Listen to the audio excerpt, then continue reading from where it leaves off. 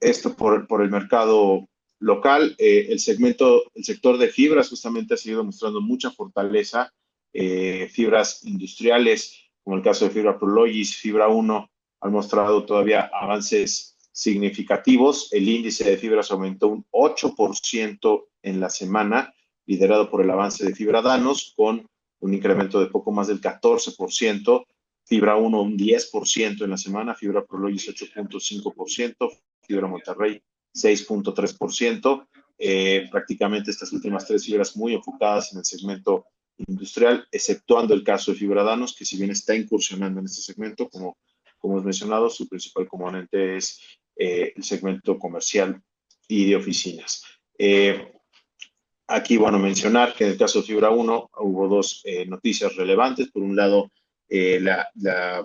prácticamente ya la inminente decisión de Fibra Next, que recordemos que será un vehículo meramente especializado en naves industriales, y por otro lado, la exitosa colocación de bonos verdes por casi 13,000 millones de pesos en los mercados recientemente, lo que pues justamente va a beneficiar mucho también el servicio de la deuda de esta fibra. Buena parte de los recursos se destinarán también al desarrollo y por otro lado también al refinanciamiento de líneas anteriores. Con lo que Armando estaba describiendo en cuestión de mercados, hemos seguido viendo una economía fuerte en Estados Unidos. Los datos apuntan a que pues pareciera que no hay un desaceleramiento importante y los datos siguen saliendo fuerte. Sin embargo, esto seguimos viendo el UST cómo se mantiene presionado y no cede después de la subasta de 20 años de hace un par de semanas. Incluso hoy veíamos algunas notas y comentábamos que el CEO de JP Morgan y otro par de CEOs de bancos e instituciones financieras grandes están alertando a los mercados sobre una posible alza importante en los treasuries de más largo plazo. Incluso por ahí manejaban que se iban a acercar al 6% desde abajito del 5% que están ahorita. Esto claramente pues derivado de lo que se aprobó como plan fiscal de Donald Trump la semana pasada o hace un par de semanas, y lo más relevante y lo más importante es el alto límite de endeudamiento que presenta este país, que año con año tiene que incrementarlo, no parece tener un techo, y pues pareciera que a los inversionistas institucionales, que son los mayores tenedores de la deuda de Estados Unidos o incluso algunas economías de otros países como pudiera ser China, pues incluso lo están utilizando la tenencia de estos UST, de estos treasuries, como moneda de cambio ante las amenazas constantes en el tema de tarifas. Por otro lado, vimos las minutas de la FED de la semana pasada, en donde realmente no hubo ninguna sorpresa, es algo ya bastante conocido, incluso en la última decisión de política monetaria de la FED, la rueda de prensa que hizo después Jerome Powell, pues se mencionó bastantes de las cosas que venían en estas minutas. Entonces pues no se espera que la FED vaya a acelerar el ritmo, iniciar recortes próximamente, más bien se mantenga en los últimos 3 meses de 2025 y pudiera ser en la reunión de septiembre, perdón. En México, pues realmente es algo bastante similar, bastante diferente, lo comentamos en la reunión de la semana pasada, en donde en el reporte trimestral la semana pasada Banxico, pues a final de cuentas ya reconoció que el crecimiento de México está en peligro y dio una baja importante en el crecimiento esperado, después de que en algunos otros comunicados, la Secretaría de Hacienda, etcétera, pues expresaba que no había ningún problema y que no veían a México, que veían a México más bien sólido y que no lo veían de ninguna manera con problemas en crecimiento. El reporte trimestral de Banco Entonces, de una manera no explícita, pues claramente le está preocupando el crecimiento versus la inflación, ¿no? A final de cuentas, el mandato de Banco de México es exclusivamente el control de la inflación y no preocuparse por el crecimiento. A final de cuentas, lo que estamos viendo es que el último dato conocido de inflación fue bastante alto, que ya se fue ahí arriba de 4.22, y eso podría impulsar a Banco de México a mantener las bajas. Ya se descuenta una baja de 50 basis en la reunión de junio, y en la entrevista que dieron después de presentar el reporte trimestral, pues mantienen que seguirán con las bajas, no están poniendo un nivel de tasa terminal. Entonces pues la verdad es que esto podría mantenerse, no necesariamente con bajas consistentes de 50 basis, pero sí seguir bajando en todas las reuniones de aquí a fin de año. Adelante, por favor, Gerardo. Muchas gracias, Fernando. Buenas tardes a todos. Primero que nada, tenemos que recordar que los inicios de Orbia se remontan a 1953, donde esta fue fundada originalmente como Mexiquén. Orbia pasó por un proceso de transformación estratégica basada en adquisiciones claves durante los inicios del 2000, donde implementó una estrategia de integración vertical y diversificación sectorial, pasando de una empresa solamente enfocada en la parte de petroquímicos a tener un portafolio global, donde hoy opera en más de 100 países con 5 unidades de negocio principales, donde ataca y se enfoca principalmente en sectores como la infraestructura, la agricultura, telecomunicaciones, salud, energía, entre otros tantos. Esta evolución y este nuevo concepto de negocio le permite estar expuesta a tendencias clave, tales como la digitalización, la sostenibilidad agrícola, la transición energética y la urbanización. Actualmente, Orbia enfrenta tres desafíos principales, siendo estos un entorno desafiante de mercado debido a las presiones macro y microeconómicas, los ajustes constantes en su vida durante el año pasado y un primer trimestre del año presente débil. Siguiente, por favor. Para entender un poco más de qué va la estructura de negocio de Orbia y en qué cancha está jugando, tenemos que entender los segmentos de negocio. Primero que nada, Vestolit.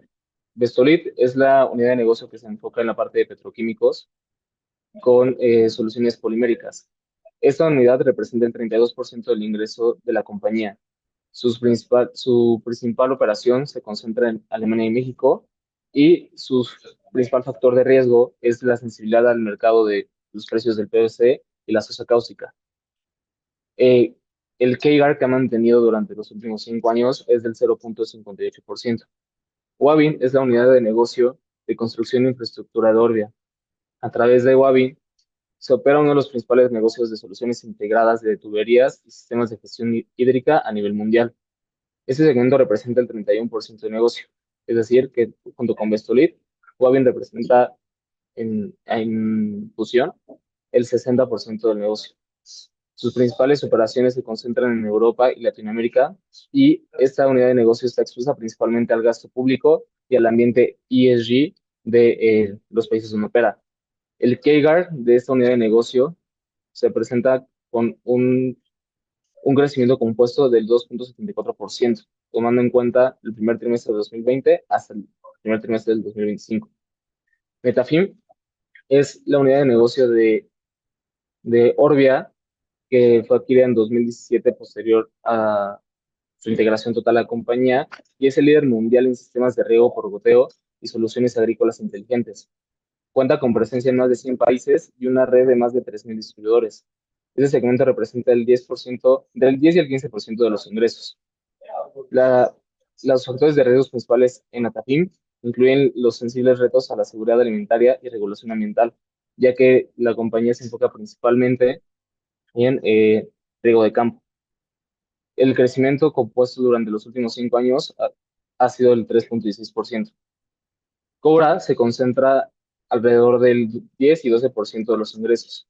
Cuenta con una presencia global y destaca en la industria de florita, refrigerantes y propulsores. Es importante destacar aquí que Orbia cuenta con la mina de fluorita más grande del mundo. Esta se ubica en San Luis Potosí, aquí en México, por lo cual destaca con un crecimiento anual compuesto del 3,48%. Finalmente, pero no menos importante, Duraline es el segmento de conectividad y de soluciones de conectividad y telecomunicaciones de Orbia, el cual también representa el 10% del negocio. Y al igual que Cobra, este está presente a nivel global y está expuesta principalmente a los ciclos de inversión privada en telecomunicaciones. Esa unidad de negocio durante los últimos 5 años ha presentado un crecimiento compuesto del 2,68%. Siguiente, por favor.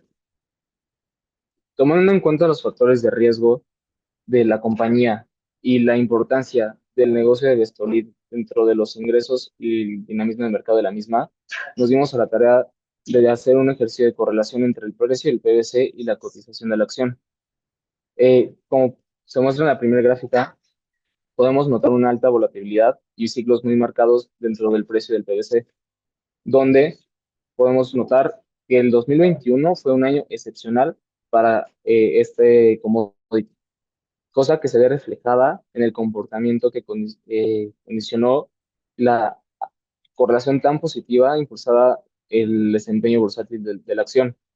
A partir de 2022 se nota un registro en su caída extremadamente fuerte en los precios del PVC, especialmente en el segundo y tercer trimestre. Entre 2023 y 2025 se ha mantenido un patrón constante a los precios y esta pérdida de dinamismo se ve reflejada dentro de la cotización de la acción. Podemos notar que una vez se rompe con esta correlación a partir de de mediados del 2023, la acción no ha dejado de caer. Sin embargo, notamos que a pesar de que al principio del análisis, en 2020, el precio de la acción sí respetaba y respondía a las subidas tan abruptas del precio del PVC, después dejó de hacerlo. Pero sin embargo, sigue respetando y sigue respondiendo a las caídas agudas del precio. Es decir, que si bien el precio de la cotización de Orbia dejó de respetar las subidas del precio del PVC, aún responde a las caídas. Y eso es básicamente porque también la estrategia de la compañía ha sido que Orbia deje de ser percibida solamente como una compañía dedicada a polímeros plásticos, sino que también se empiece a enfocar y a visualizar las demás áreas del negocio. Abajo en la tabla podemos notar la variación que ha tenido el precio del PVC durante los últimos 5 años, donde vemos que secuencialmente se ha mantenido una tendencia bajista dentro del mismo commodity. Siguiente, por favor.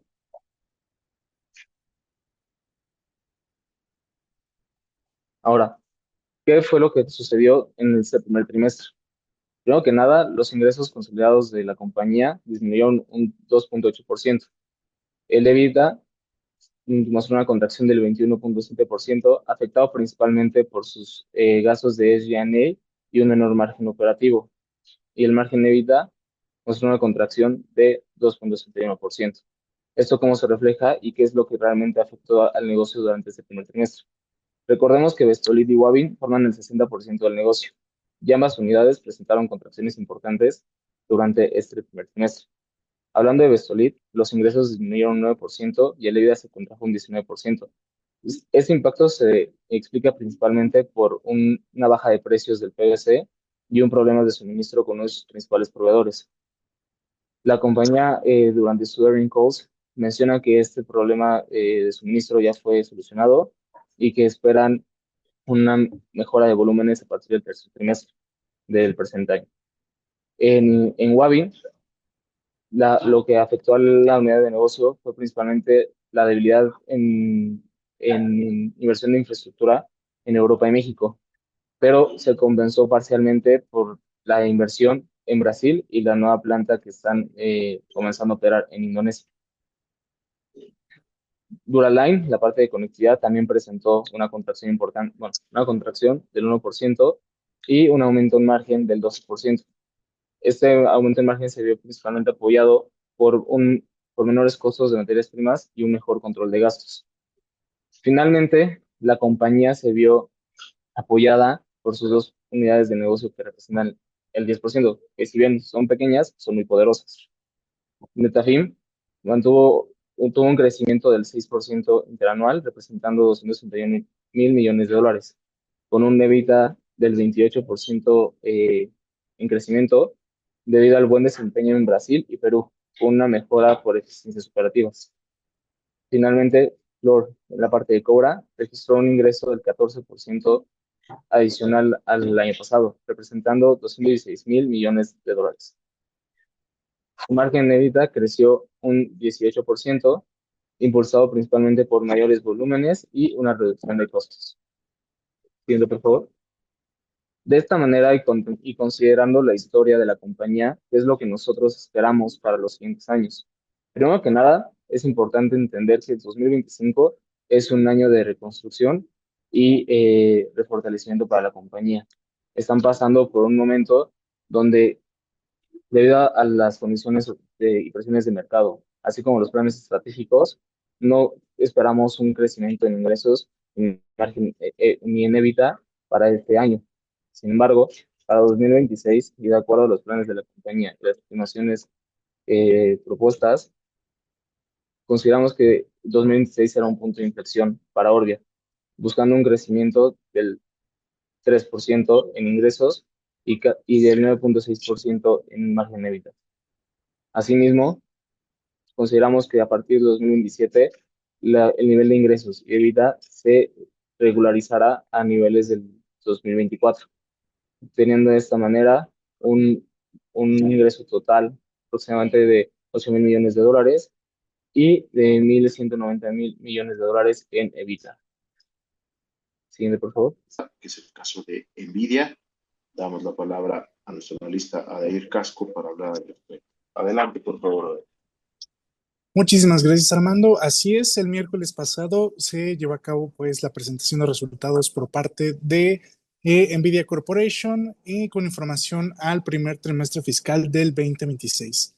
Un poco de contexto global antes de entrar de lleno a los resultados, porque es importante remarcar en dónde está parado prácticamente ahorita no solo NVIDIA, sino el sector en general. Como hemos visto pues en las últimas ya semanas, si no es que ya el último mes, prácticamente todo el comercio a nivel internacional pues se ha visto sacudido principalmente por las amenazas de políticas arancelarias por parte de Donald Trump.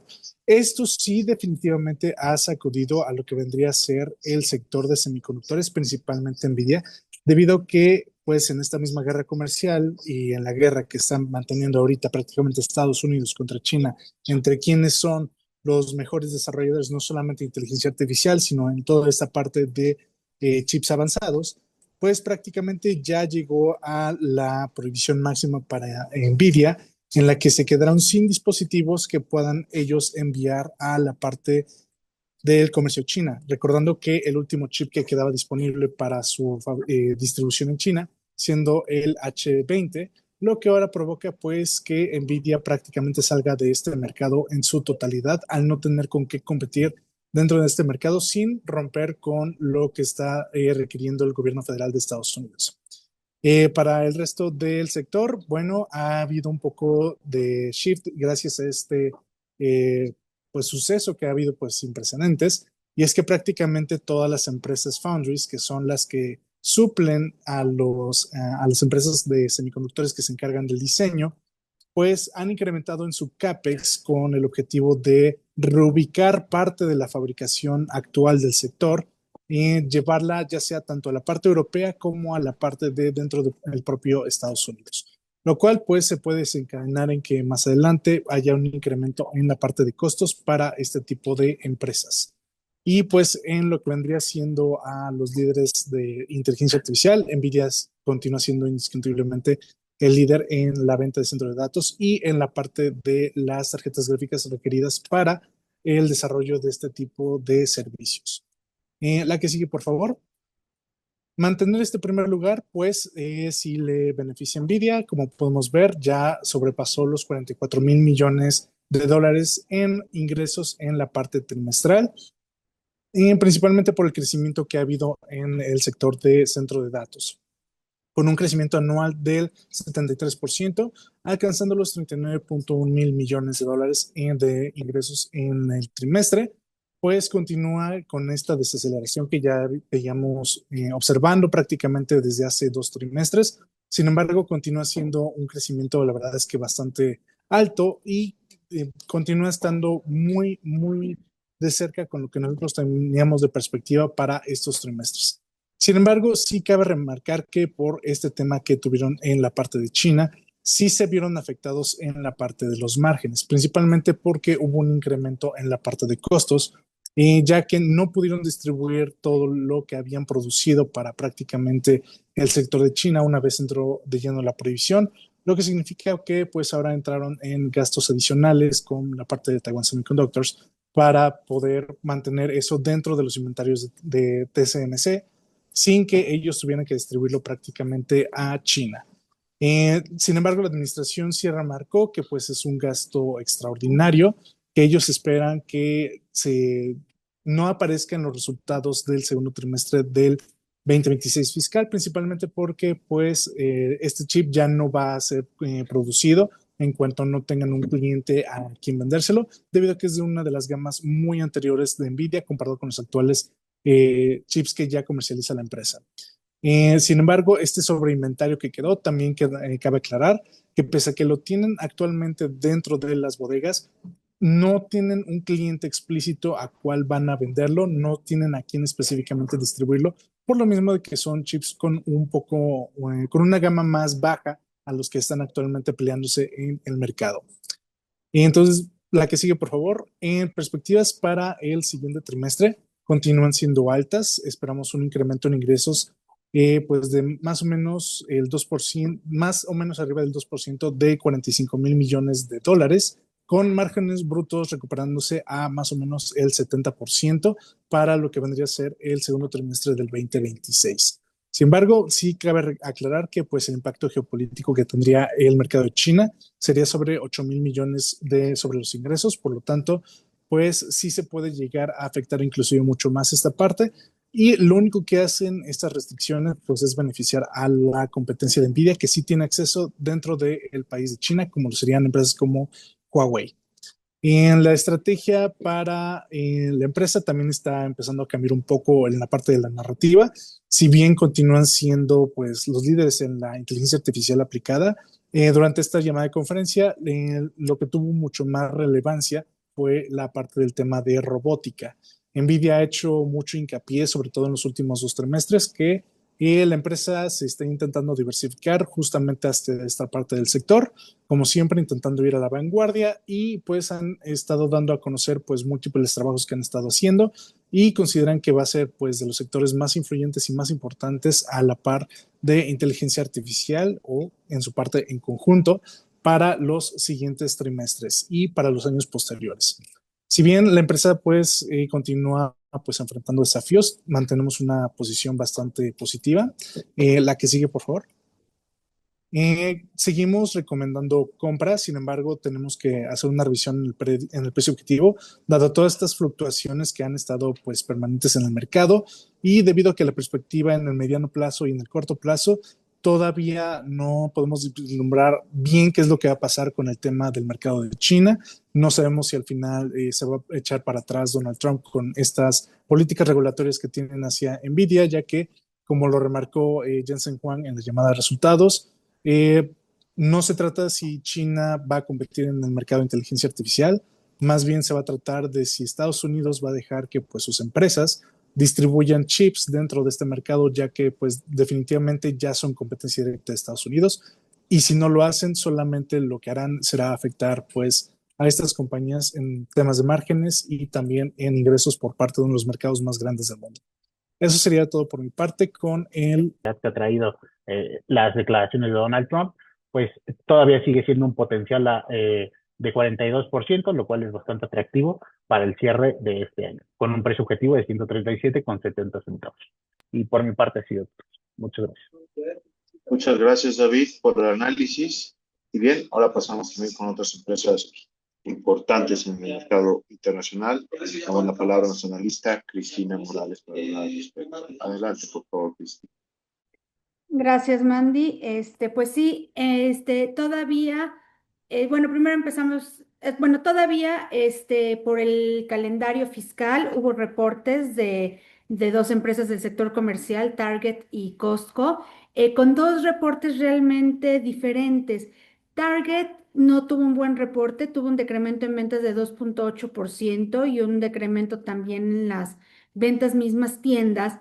Y lo que hemos visto es que realmente después del periodo de pandemia, que si bien ya fue hace 4 años, después de un boom en la demanda por productos discrecionales, después de eso han venido bajando y se ha venido complicando el entorno y el escenario en donde los bienes discrecionales todavía no pueden ser adquiridos del todo bien por los consumidores estadounidenses. Mientras la inflación esté creciendo más que lo que están creciendo sus salarios, su poder adquisitivo que se destina principalmente para bienes discrecionales está siendo todavía afectado, ¿no? Entonces, bueno, realmente la empresa ha tenido mucha labor en mejorar los niveles de inventario, que había tenido un problema ahí fuerte de sobreinventario.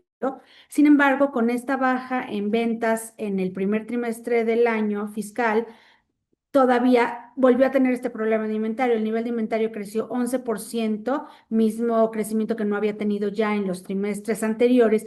Y este sobreinventario lo que genera es que entonces para el segundo trimestre del año la empresa va a tener que rematar más precios, y por lo tanto sus márgenes van a poder ser afectados, ¿no? Aquí, bueno, podemos ver que las ventas en las tiendas decrecieron 3,8%, tanto por baja en transacciones como por baja en el ticket promedio de compra. Las tiendas físicas tuvieron una baja de 5,7%, mientras que las operaciones en línea crecieron 4,7%. Es favorable que hayan crecido, no obstante, ya no son los crecimientos de doble dígito que veíamos apenas en trimestres anteriores, ¿no? La empresa va a continuar con su política, o sea, lo que ellos ofrecen y van a seguir con eso es tener justo los productos más innovadores del mercado, justo ahorita con el lanzamiento del nuevo Nintendo. Ellos van a ser los primeros que van a tener este Nintendo, van a seguir con esa política y van a tener una fuerte reducción de precios en diversos artículos, en especial para esta venta de verano. No obstante, ya con un inicio de año tan difícil, la empresa ha ajustado su guía de resultados. Ya la había anunciado, pero le está ajustando a la baja. Antes se esperaba tener un crecimiento en ventas totales de 1%, ahora se espera una baja de alrededor del 2,5%. Por otra parte, la utilidad por acción se esperaba en un rango entre 8,8 y 9,8, ahora se espera un rango entre 7 a 9 dólares.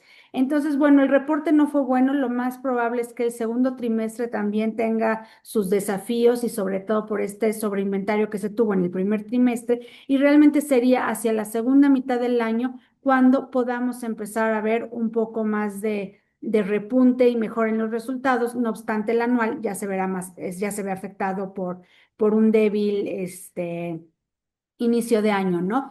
No obstante, el precio ha sido muy, muy afectado.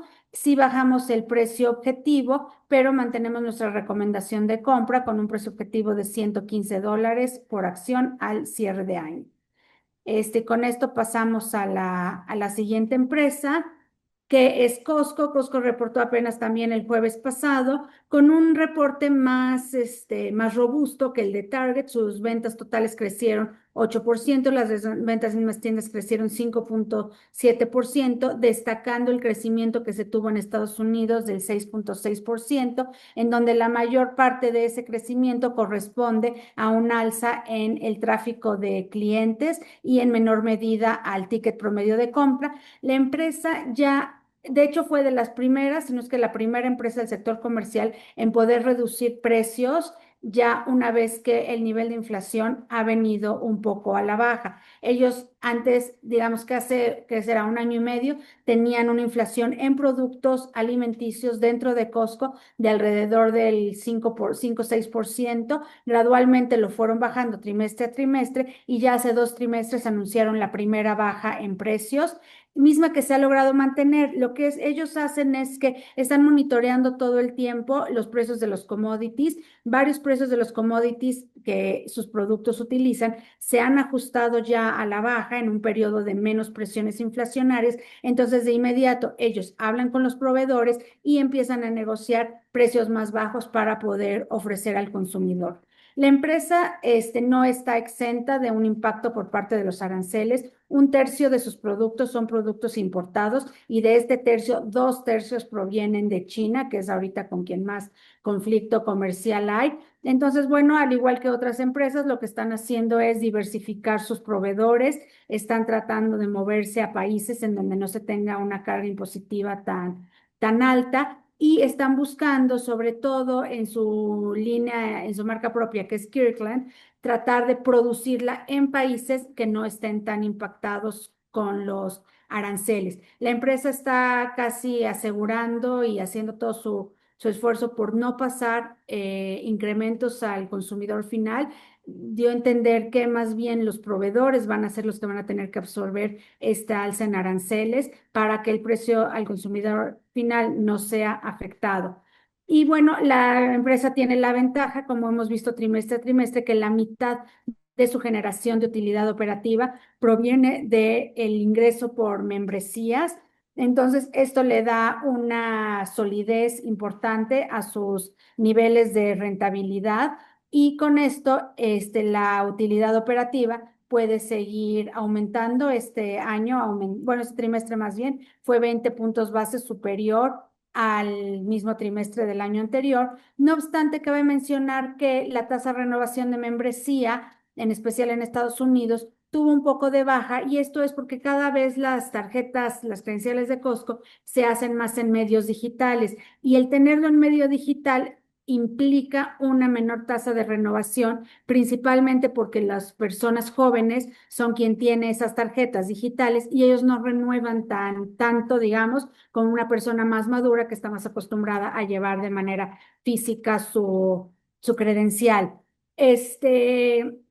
Bueno, aún así, las perspectivas de la empresa son buenas. Tenemos un precio objetivo de 1,050 que justo lo alcanzó hoy, por lo que ya realmente se ha quitado un poco el potencial de rendimiento de Costco. La tenemos en mantener. Hoy podría decir que es venta a un precio de 1,053 que cerró la acción el día de hoy.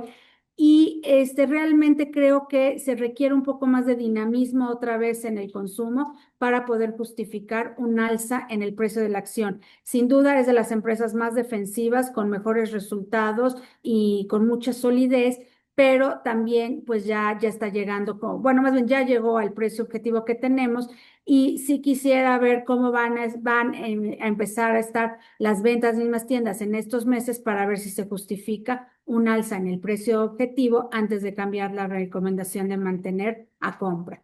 Y esto sería todo por parte de Costco.